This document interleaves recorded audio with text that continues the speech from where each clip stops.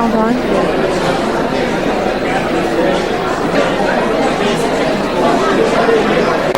I am so excited. We have a best-selling author here with us today. She is Elizabeth Hutchison Bernard, and she specializes in historical fiction, which happens to be my favorite reading material. And that's how this all came about. I bought this book. I read it. I love it. I read it twice. I love it. There's so many nuances to it. Now, in addition to the book that we're talking about today, which is The Beauty Doctor, she's published 4 books. Mm-hmm.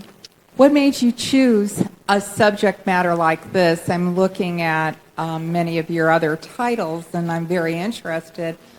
The Beauty Doctor was actually the first book that I wrote, even though it was reissued in 2024 by my new publisher. But it was my first historical novel. And I didn't publish my first book till I was in my 60s. So I had a lot of other careers before that. And one of my major careers, over 20 years, I was the communications director for the American Society for Aesthetic Plastic Surgery. Guys, so, a leg up, huh? So I was also the executive editor of their international journal. So I came into this knowing quite a bit about plastic surgery. And one of the things that I had been fascinated by when I was doing my work with the journal particularly were some articles that doctors had written about the history of plastic surgery.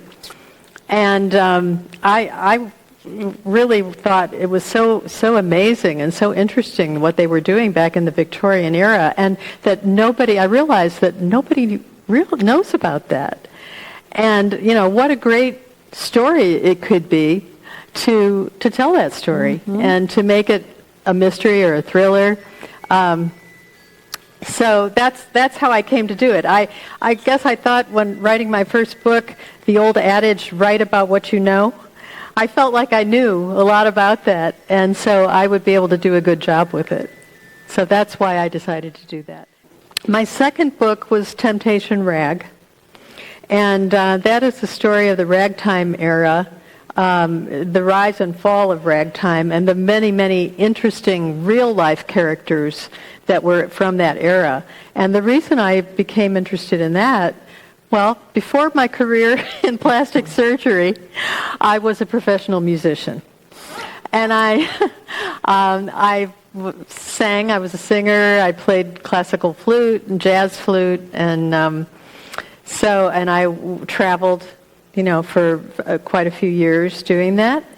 And so I thought, well, I can understand the ragtime era, and I can understand the music, and I can understand the traveling musicians. And there was one other thing, and that was my husband, who you will meet if you go to buy my books over there. He'll take your money.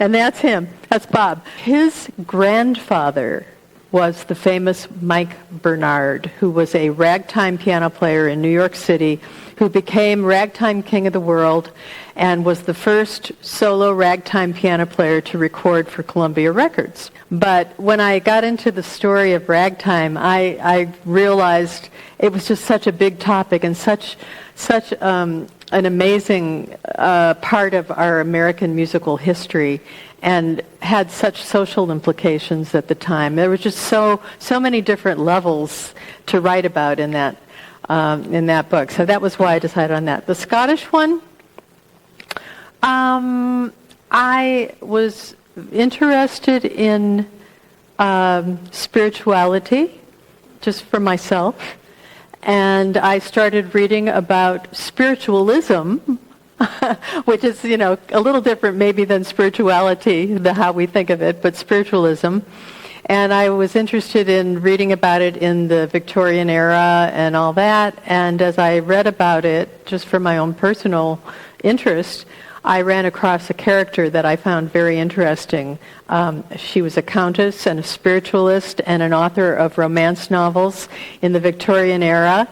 And she was a peeress in her own right, which was very unusual at the time. And her name was Sybil Mackenzie. So I decided to look into her as a possible story because she seemed very interesting to me. And then, lo and behold, she had a sister who was, in a way, even more interesting, who was a barefoot dancer who got banned from King Edward's court and British society for dancing, half naked in public theaters. So here we have this very conservative Scottish countess, spiritualist though, and her sister, wild and crazy Lady Constance. And I thought, I started researching them both, and I discovered that they were estranged for a lot of their time. And I delved into newspaper articles and all kinds of things to find out what was going on with these sisters. Decided they were interesting enough to write a book about. So that's what I did. And my other Scottish book, I just happened to learn about what they called a seer, and the bronze seer, which is a big deal in Celtic culture. In fact, even today they celebrate this bronze seer as a real person. Now, we don't really know if he existed, so here's another fact or fiction, I don't know, but I chose to consider it a fact for my story. And he had his last prophecy before he was executed in a spiked barrel of hot tar had to do with the Mackenzie family, the Mackenzies of Seaforth. And Mary Mackenzie was the eldest daughter of that family. And so I thought to myself, what would it be like to grow up knowing that this prophecy was made about your family, over a century earlier, and it was going to come to pass during your lifetime? And so I thought, that sounds like an interesting story. And so I built that story around Mary and the prophecy.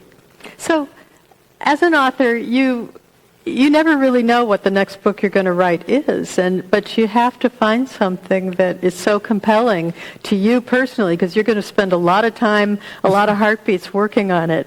So it's got to be a story that you love.